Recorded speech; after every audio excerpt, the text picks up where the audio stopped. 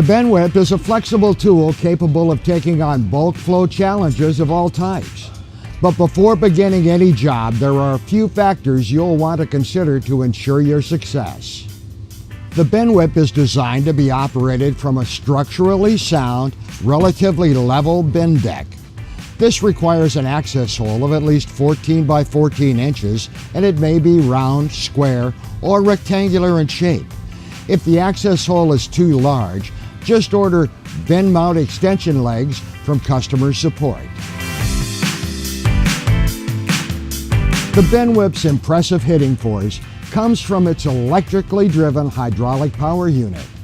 This unit requires a 3-phase electrical hookup, and the best way to ensure it's connected properly is with the help of a licensed electrician. Inside the hydraulic motor's electrical box cover, you'll find wiring diagrams for various voltage configurations. The technical manual contains additional diagrams and instructions, including how to confirm that the pump motor is rotating in the proper direction.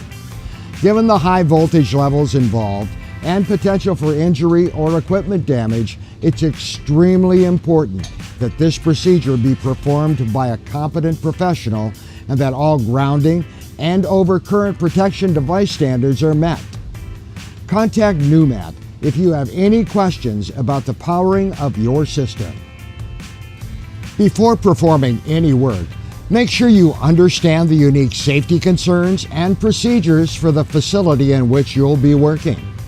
Carefully inspect the bin deck for signs of damage or weakness before loading it up with people and equipment. Problem areas could include surfaces that are sagging or structurally unsound in any way. Note any weather conditions that could affect your safety and plan your work accordingly.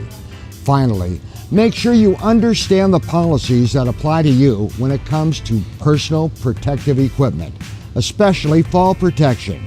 It's your last line of defense against the #1 cause of workplace fatalities.